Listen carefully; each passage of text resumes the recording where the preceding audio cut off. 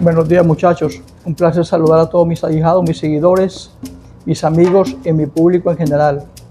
Este video lo quiero hacer porque me han llegado unas observaciones, unos puntos muy interesantes que me han dado a pensar sobre la evolución espiritual, física y temporal de uno como religioso. Tengo aquí varios comentarios, entre ellos uno de mis ahijados de El Salvador. Tengo por aquí un Pino Nuevo de Ocumare del Tuy, un Tata de San Fernando de Apure y una Yaya que se encuentra en Panamá. Quiero que escuchen inicialmente la observación de uno de ellos. Salam aleikum, Padrino Elías. Un saludito acá desde la distancia. Estaba tratando de reflexionar en algo. Como yo, habemos cientos o miles de personas que en algún momento llegamos a la religión, sean satanistas, palomayombe, como quiera que le llamemos, cualquiera fuese, ¿sí? A veces se llega porque hay una necesidad y un vacío espiritual, otras veces porque hay necesidades económicas, situaciones difíciles que toca vivir en la vida, ¿sí? Cualquiera fuera, cada quien tiene su situación y tiene su tormento. Entonces, en la desesperación hay mucha gente que se raya, que hace pactos, que hace 20.000 cosas, ¿sí? Eventualmente funciona, eventualmente no funciona. Y cuando no funciona, uno se desmoraliza, uno piensa si estará o no en lo correcto, si ese es el camino, ¿sí? Sin darnos cuenta que más allá de las bendiciones que nosotros podemos tener o no, hay cosas que son parte de nuestro propósito, porque nos ayudan a conocer más nuestro destino, ¿sí? Quiénes somos, es parte de lo que nos identifica.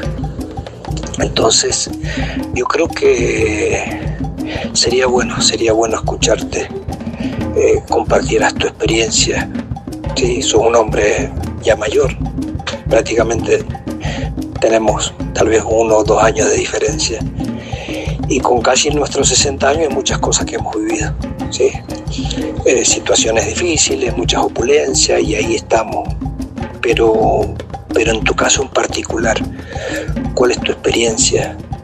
¿Cuál es tu consejo? ¿Por qué es importante seguir en esta doctrina a pesar de que a veces nos desgastamos, ¿sí? ¿Por qué, Padrino? ¿Por qué es importante seguir?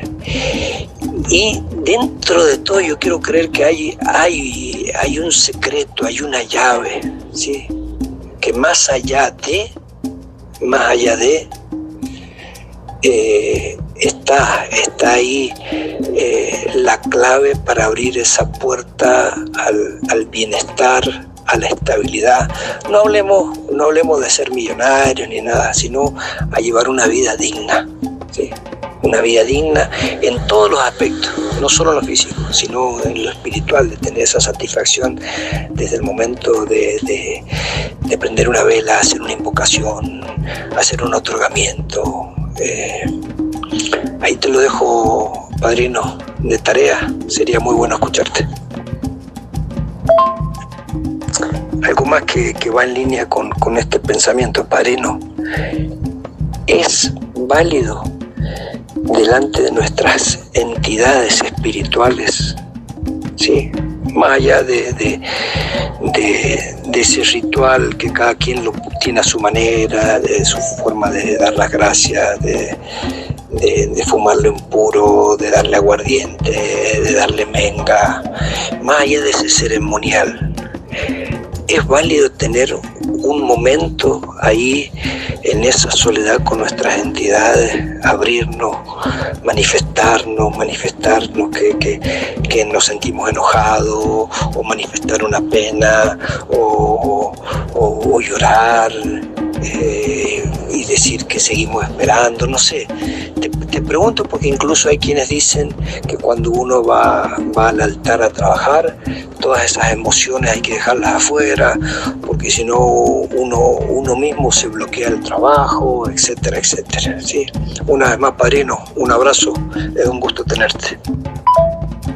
Así como la observación de ese ahijado mío que se encuentra en El Salvador, tengo por aquí un chico de Ocumare del Tuy.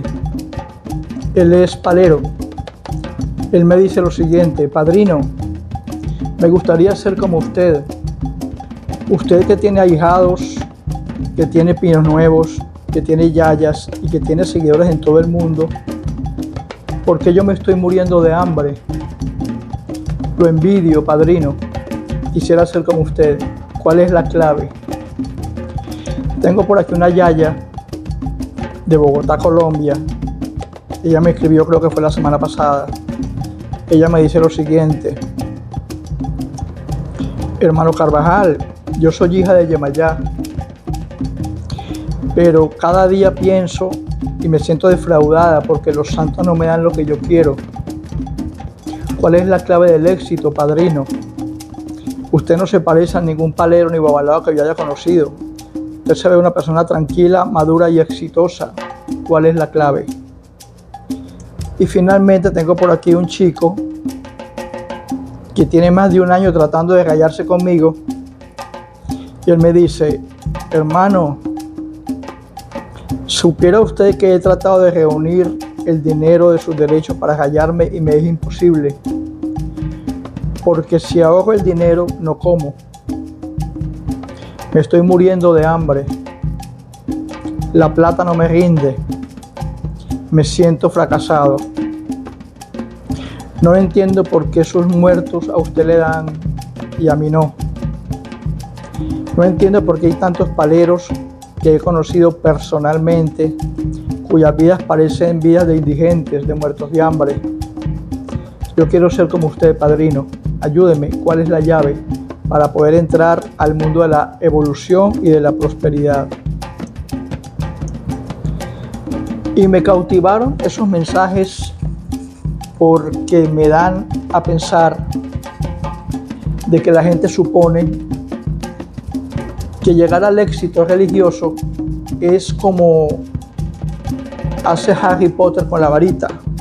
Lanza un hechizo y expectum patronus. El éxito llega por sí solo. Ustedes me ven aquí con placas de reconocimiento de mis alumnos cuando yo daba conferencias de psicología. Ustedes me ven aquí de chaleco y corbata en mi oficina, en mi casa propia. Ustedes me ven constantemente en Facebook, en YouTube y en mis redes sociales publicando trabajos de clientes, de yayas, de ahijados en todas partes del mundo. Ustedes me escuchan hablando de cientos de ahijados míos que rayan en otros países a los cuales yo les pago y que trabajan para mí. El éxito religioso no siempre fue así. Hace muchos años, cuando yo estaba recién venido de España, yo llegué aquí a Venezuela como un inmigrante llega a un país extranjero.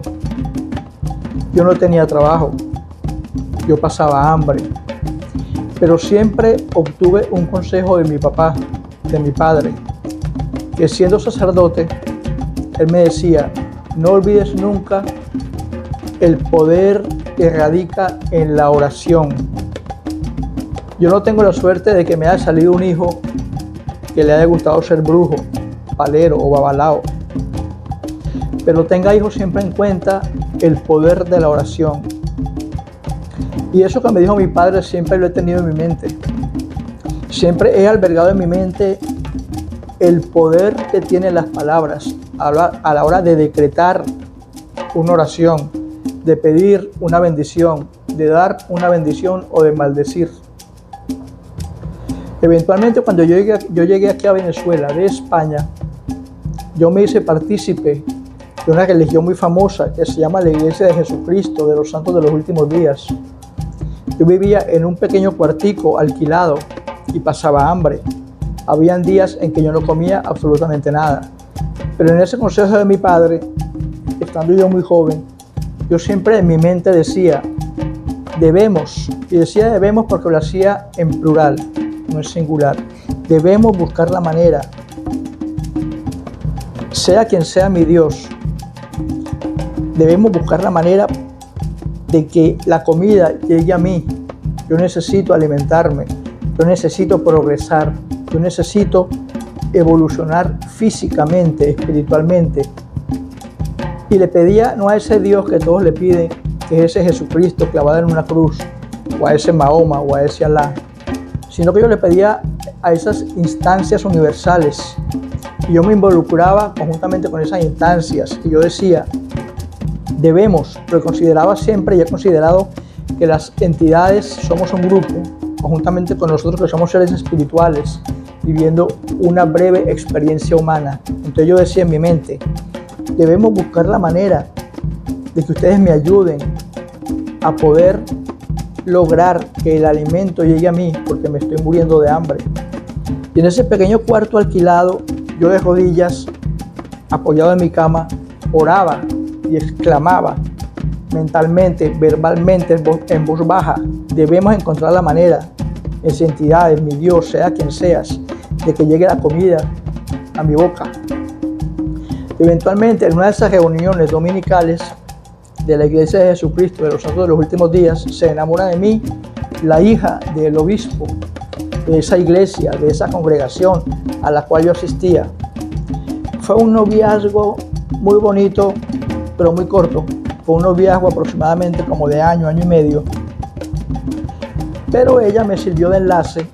Las entidades o ese Dios o esas divinidades, como ustedes quieran llamarlo, me pusieron a esa mujer como enlace, porque gracias al padre de ella, que trabajaba en anatomía patológica en el 66PC, antiguamente la PTJ, de los seguros sociales, estuve yo 7 años trabajando, abriendo, diseccionando, presentándole los órganos a los forenses de toda esa serie de cadáveres que me llegaban en medicatura forense, en la PTJ. Yo hacía las disecciones y le presentaba a los forenses todos esos órganos de los cuales se componían el cuerpo humano. Conocí la muerte de cerca y le tomé cariño. Yo después arreglaba esos cuerpos, los cosía, los acomodaba, les colocaba maquillaje y se los entregaba a la familia para que les dieran cristiana sepultura. Y me enamoré de ese trabajo. Obviamente ese trabajo era bien remunerado para ese entonces. Pero ¿qué me llevó a mí a conseguir ese trabajo? Yo diría que mi fe y la certeza absoluta de que yo, haciéndome partícipe en grupo, conjuntamente con mis entidades o con ese Dios, sea el que fuere, yo tenía la convicción absoluta, la certeza, y no hablo de esa fe absurda y de esa fe tonta que muchos dicen, no, yo tengo fe, pero en el fondo no creo, o yo tengo fe porque arriba hay un Dios que mira para abajo, o yo tengo fe y dejemos que las cosas pasen. No, es una fe que va mucho más allá, es una fe que va alimentada con el criterio propio, la razón y la convicción total de que eso se me tiene que dar. Eventualmente ese trabajo las entidades me lo dieron a través de esa jovencita, hija de ese obispo que se enamoró de mí. Fueron pasando los años y yo quería más. Siempre con el consejo de mi padre. No olvides, hijo, el poder de la oración. Y eventualmente yo vivía alquilado en una pequeña habitación y yo decía, no, yo tengo que salir de esta habitación y tener mi casa propia. Yo necesito salir de este trabajo y trabajar por mi cuenta, ser autónomo y 100% independiente, porque no me gusta vivir asalariado, recibiendo un sueldo mínimo, trabajando para personas que ganan más dinero que yo. Yo quiero ser autónomo, quiero manejar mi propia empresa. Y digamos que esas entidades, esas divinidades, movieron las circunstancias a mi favor para yo estudiar psicología y me especialicé en psicología infantil. Yo mentalmente, yo le pedí a mis entidades, orando, como dijo mi padre, yo necesito que ustedes me ayuden, a ti mi Dios, sea quien seas, a todas las entidades espirituales que me acompañan. Yo necesito verme dando conferencias, manejando institutos, manejando mi propia empresa, sea la que fuere, para yo eventualmente tener mi casa propia e independizarme. Y así sucedió. Me gradué como psicólogo, me especialicé en psicología infantil, pude comprar un terreno, construir mi casa propia en donde me encuentro actualmente y evolucionar y ser independiente. Manejando mi propio instituto, yo contrataba profesores que daban clases industriales, seguridad industrial, instrumentación, operación de planta, primeros auxilios, en fin. Y yo procuré tener un sueldo que era partícipe de mi propia empresa, la cual me dio el privilegio de poder tener una casa propia y salir de esos cuartos alquilados en los que yo vivía. ¿Qué motivó o qué ocasionó o qué produjo que yo tuviera esa oportunidad? La fe, la certeza y la convicción total al yo orar de rodillas en esa pequeña habitación alquilada, en que yo tenía que dar por hecho, antes de que sucediera, de que esas entidades o ese Dios, sea el que fuere, me tenía que dar de una u otra manera a mí esa casa propia que yo quería y esa manera de evolucionar. En este caso fue a través de la carrera universitaria y de las empresas que yo creé para dar cursos a nivel industriales. Y aquí estoy, 60 años después. Yo no era santero, ni mucho menos palero. Era miembro de la Iglesia de Jesucristo de los Santos de los Últimos Días. Pero sobre mí estaba como que ese fantasma, esa necesidad de querer ir un poco más allá de lo que los dogmas de la Iglesia de Jesucristo predicaban. Yo quería ser santero. Yo decía, pero ¿qué será esa gente que viste de blanco, tiene sus collares, unas pulseras de todos colores? Yo quisiera ser santero, conocer eso. Y yo, obviamente, perteneciendo a la Iglesia de Jesucristo, de los Santos de los Últimos Días, estaba muy lejos de poder conocer personas involucradas con la santería. Pues cabe destacar que para ellos, para ese tipo de iglesias, las evangélicas, las cristianas, los mormones, eso es abominación ante Dios y son cosas del demonio. Pero ¿qué pasó? Yo me daba cuenta, a medida que oraba y que le pedía a mis entidades querer ser santero, me encontraba cada vez más en las calles personas con collares vestidas de blanco. Hasta que eventualmente pasaron un par de años y una vez yo en la ciudad de Maracay venía caminando un chico de unos 25 o 30 años llamado Eric, hijo de Ochun, me acuerdo que era rubio, de ojos azules, un ser físico, un muchacho bastante atractivo. Me venía siguiendo y eso me preocupó porque yo decía, bueno, será un secuestrador, un violador, un loco, pero yo veía que ese muchacho vestido de blanco, con collares, con pulseras, venía siguiéndome. Pero yo lo venía observando. Di varias vueltas a la plaza, él notó que yo lo observaba y me venía siguiendo. Como a los 15 minutos él se me acerca, hace acto de presencia y Eric me dice, mira, noto que me estás observando desde hace un tiempo. Yo soy Babalao, soy hijo de Ochun. Si te llama la atención mi religión, te invito a conocer mi casa, mi esposa y mis hijos. Mi padre es Babalao y tengo 3 hermanos que son paleros. Y yo me quedé pensando, bueno, ¿y este tipo de dónde salió? Y eventualmente guardé su teléfono y como a las 2 semanas lo contacté y conocí la familia de Eric, a su padre, a su esposa, a sus hermanos, a sus hijos, todos babalaos, santeros y paleros. Y entre yayas y ahijados me involucré con lo que yo en oración una vez pedí, querer ser santero. El padre de Eric me hizo babalao, hijo de Leguá, y uno de sus hijos, que es Tata, Sarabanda, 7 rayos, me hizo palero, quien soy actualmente. Ellos fueron como que la puerta que se abrió en esa solicitud de oración que yo hace años solicité de querer involucrarme con la santería. Y eventualmente, queriéndome gallar 7 veces más, conocí a padrinos en Nigeria como Yomoloku, conocí a personas bantúes, conocí a gente en Haití, y aquí me tienen como sacerdote, santero, hijo de Leguá, babalao y palero. ¿Cuál es la clave, muchachos, para llegar al éxito? No pretender que una casa se construye desde el techo. La casa se construye desde los cimientos, desde las bases, desde las fundaciones. Esas fundaciones para construir esa casa, en cuyo caso es el éxito de vuestras vidas, se construye bajo el principio fundamental, la piedra angular de creer en uno mismo, de no desfallecer, de no rendirse, de tener fe, pero no tener esa fe absurda que nos obliga a sentarnos y a esperar que todo pase. No, tenemos que tener la convicción y la fe y el criterio propio de asumir nosotros mismos en nuestro interior que ya las cosas que queremos han sido hechas, han sido dadas por hechas, y eventualmente al nosotros tener la convicción de las cosas que queremos, el universo entero trabajará para que lo logremos.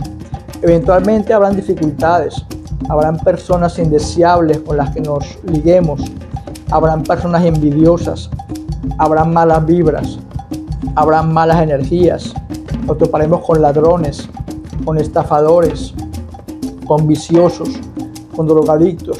Nos toparemos con todo un gremio de personas fracasadas que no tienen esa visión de éxito que tú, así como yo, tenemos que tener para poder sobresalir en la vida. Hay muchos sueños que no se dan. Yo, por ejemplo, de niño yo quería ser cantante. Todas las canciones de Camilo Sesto, todas las canciones de José José, todas las canciones de José Luis Perales, todas las canciones de Julio Iglesias, y para de contarme las sé de memoria. Ese era mi sueño, ser cantante. Pero digamos que las entidades o ese Dios o esas inteligencias que crearon este universo tuvieron planificado para mí otras cosas. He tenido como psicólogo la posibilidad, el privilegio de atender muchos clientes, y he visto y he notado que hay un factor común de todos mis clientes cuando vienen a una consulta psicológica. ¿Y saben cuál es? Que una vez que en terapia, antes de yo formular un cuestionario y un programa terapéutico, las personas al contarme sus problemas lloran, se desahogan. ¿Qué pasa con el común denominador de las personas al arrodillarse y orar a su Dios? Que lloran. He conocido como pacientes, como psicólogos, pacientes que han sido ateos, que me dicen: yo no creo en Dios, pero creo que hay una inteligencia que ha organizado todo esto, porque todas estas cosas, la maravilla geométrica, matemática de la vida, no es casualidad. Todo necesita de la obra de una mente inteligente. Muchos lo llaman Dios, otros lo llaman seres extraterrestres, seres interdimensionales, Satán, Mefistófeles, Jehová, Orunmila, en fin.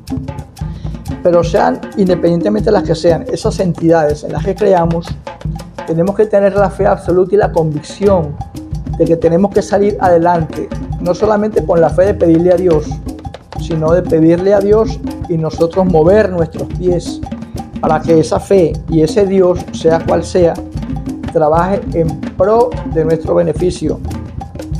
No olvidemos, muchachos, que hay 5.000 religiones en el mundo, y de esas 5.000 religiones en el mundo no podríamos decir que una sola es la verdad, porque en cada una de esas 5.000 religiones en el mundo hay milagros. Los mormones imponen las manos y hacen curaciones. Los evangélicos invocan el Espíritu Santo y hay don de lenguas.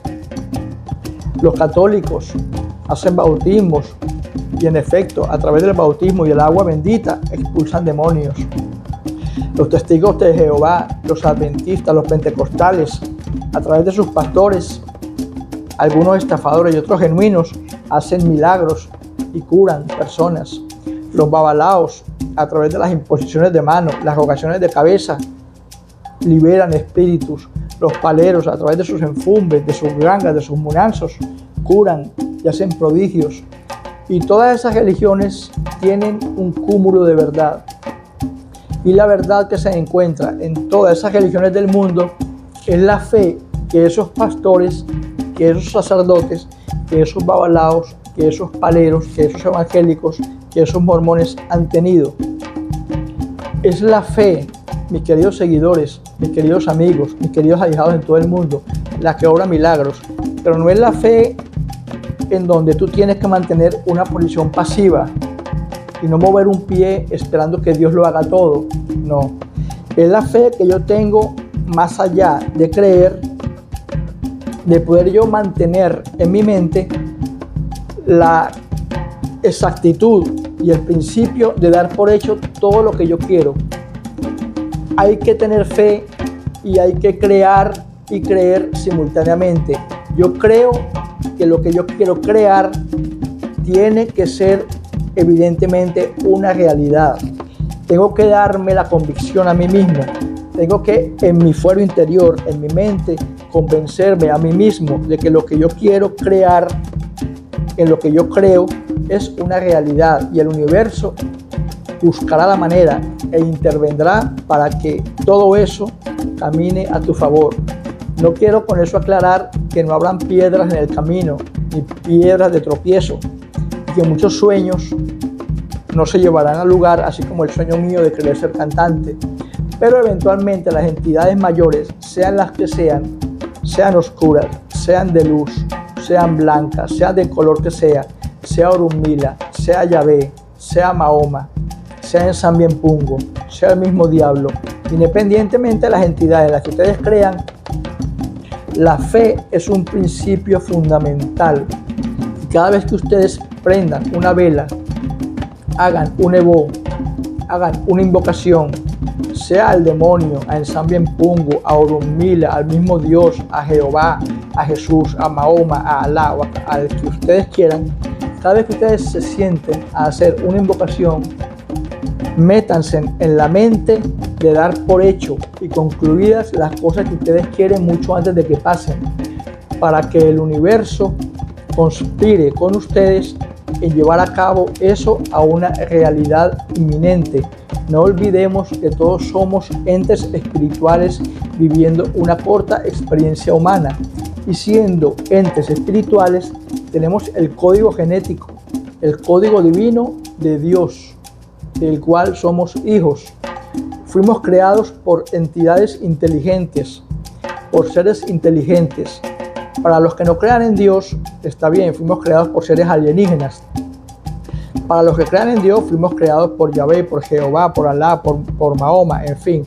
Pero independientemente, sea cual sea la idea de nuestro Dios, lo que sí es verdad es que fuimos creados por una inteligencia universal que nos creó en una naturaleza perfecta, y que no somos producto de la casualidad, somos producto de una creación inteligente.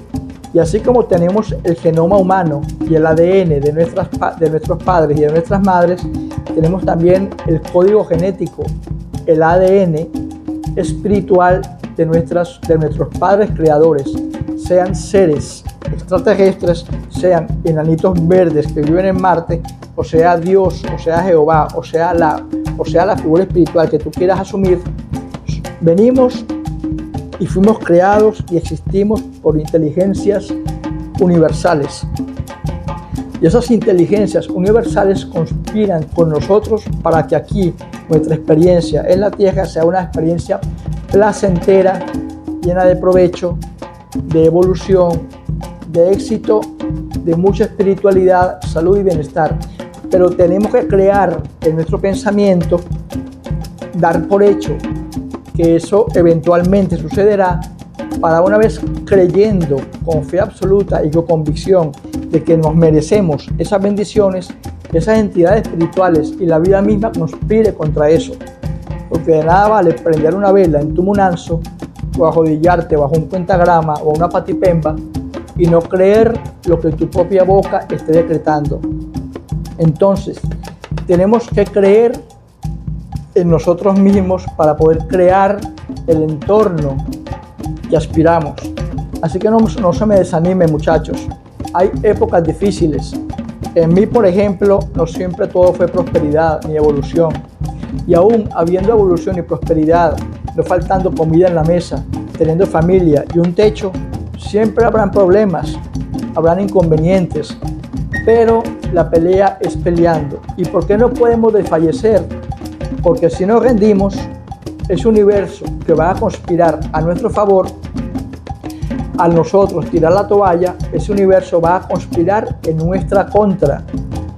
Y si tenemos al universo y a esas entidades conspirando en nuestra contra, entonces nos va a ir mucho peor, porque no creemos que somos merecedores de bendiciones, y al no creer que somos merecedores de bendiciones, entonces, como dicen vulgarmente, del cielo nos van a caer los clavos, porque estamos inmersos en una mentalidad negativa, estamos pensando consciente y subconscientemente que no valemos nada, que no servimos para nada, que nos va a ir peor, y eventualmente así sucederá. Entonces, mis muchachos, mis seguidores, mis allegados en todo el mundo, mantengamos una actitud positiva tras cualquier tipo de sueño que alberguemos, el de ser tatas, el de querer ser paleros, babalaos, cantantes, jugadores, famosos, estrellas, lo que ustedes quieran. Mantengan el privilegio de soñar, mantengan la imaginación positiva de querer seguir adelante, pero nunca se rindan en ese sueño. Y como decía mi papá, oren, pónganse de rodillas, eventualmente bajen la cabeza ante esas entidades que son más poderosas que ustedes, que son más poderosas que nosotros, y eventualmente a lo que esas entidades sientan, que nosotros tenemos la confianza de desahogarnos, de llorar, de contar nuestros problemas, nuestros tabúes, nuestros miedos, a lo que esas entidades nos vean con humildad, bajando la cabeza y pidiéndoles a ellas que nos den una manito en este mundo temporal, eventualmente esas entidades lo harán y activarán los medios que sean necesarios para que ustedes consigan los sueños que anhelan y tengan una vida próspera, una vida de evolución, de salud, como la tengo yo y como la podemos tener todos los demás que queremos llegar lejos. Pero tienen que creérselo, tienen que meter en vuestras mentes que ustedes son personas que valen, que son personas exitosas, y eventualmente, una vez que ustedes tengan la convicción, tras un deseo de que todo saldrá bien, el universo conspirará para llevarlo a cabo. Se les quiere mucho, muchachos. Dios los bendiga a todos. Y Ború, y Boye, y Boseche, para los que son babalaos, y para mis ahijados y mis mayores que son tatas, en Salam Aleikum, Aleikum Salam. Se les quiere. Aquí estamos y aquí seguimos.